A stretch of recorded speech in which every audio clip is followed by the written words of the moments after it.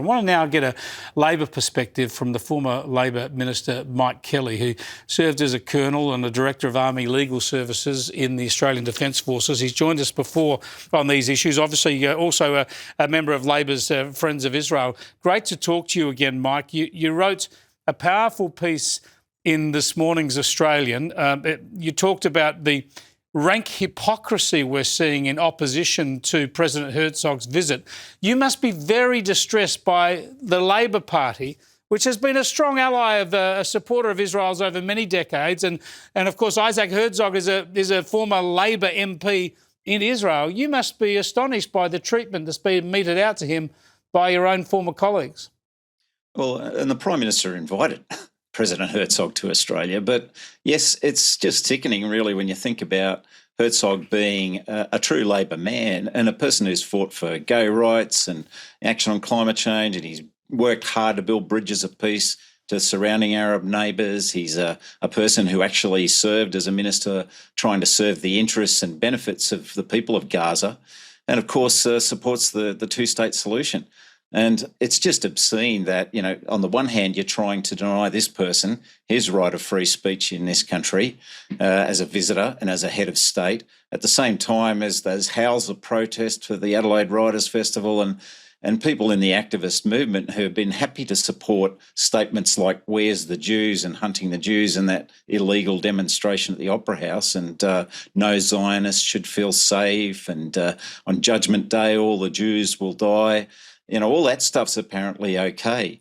But what really gets up my nose is that a lot of the people who should know better, who claim to be legal experts, claim that the statements of Herzog were classified as a violation of the Geneva Convention, the Genocide Convention in relation to incitement to genocide. Yeah, I'm really keen to get your view on that, because this sort of stuff is highly damaging, it's highly inflammatory, but of course it's fed out there by UN organisations. So people can always say, oh, the UN's saying this, but it is nonsense, in fact. Yeah, like the so-called independent commission, which was part of the Human Rights Council at the UN, which we all know has become just a farce, as basically a vehicle for autocracy propaganda and a whitewashing vehicle for their regimes. And the three people that were on that commission were all, you know, absolutely virulent anti-Israel people, and certainly people like Chris Sidoti, and Ben Saul, who was at the press club. These people aren't experts in the Genocide Convention. To be an expert, you don't just read the convention. That's the tip of the iceberg. There's all the jurisprudence that goes behind that. But in particular, you have to, in international law, and that's what my PhD is in international law, you are required to study what they call the travaux préparatoires, the preparatory work of those conventions.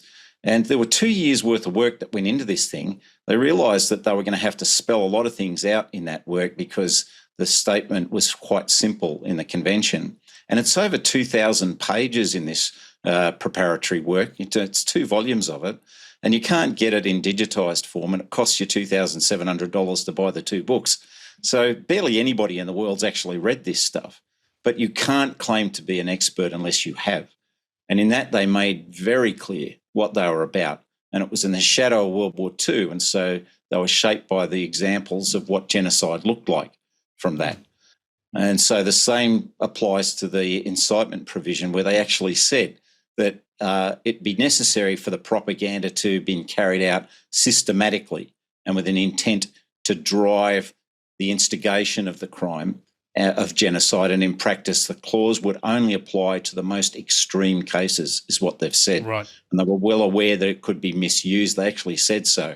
Well, it's being misused here because they're trying to target slur Herzog with this by misinterpreting and taking out of context a small fragment of something he once said. I want to show you something that the President said today, because I think it's very important. He was asked, I think this was the question from our own Caroline Marcus, he was asked about the frustrations of the Australian Jewish community, and others, I should say, many of us who are not Jewish in this country, about the lack of action by the Australian government, state and federal, and authorities in clamping down and stamping out anti-Semitism in the wake of October the 7th. And have a look at what Isaac Herzog had to say. His frustrations were shared by many, many of us, including myself. where I alerted, as I've seen this wave surge all over the world, and I've seen it in many countries, including Canada, Great Britain, the United States, and Australia, all English-speaking countries.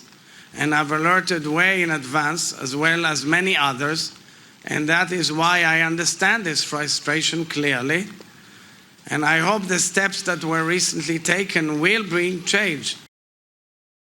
He shares that frustration, does the Israeli president. I want to ask you, Mike Kelly, then, do you believe, as a Labor man, and you've spoken out about this over the past couple of years, the lack of action in stamping out anti-Semitism, did it help to create the climate in which the atrocity of Bondi could occur?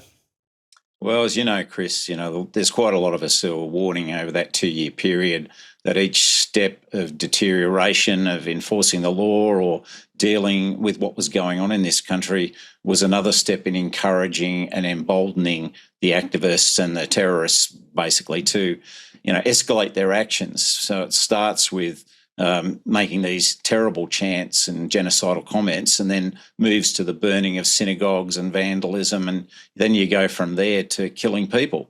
And it's just a well-worn track over history that this is how it works. So it was incredibly inevitable and obvious that this is where we were going to end up. So, the actions that we need to take now have to be thoroughgoing, and they're the sort of actions that will give us a healthier society in general. Absolutely. To defuse the process of othering against any group, and so that's why, to, Julian's point about what's going on with these Teachers for Palestine and the stuff that they're producing, I could show you textbooks from Nazi Germany that has exactly the same style of approach to brainwashing kids. And it's not an accident. This is like there's about $100 billion Qatar has poured into the US to pervert their tertiary institutions, and testimony in front of the US Congress revealed they're also going after used K-12 now. It's deeply worrying. It's deeply worrying. They know what they're doing. Totally.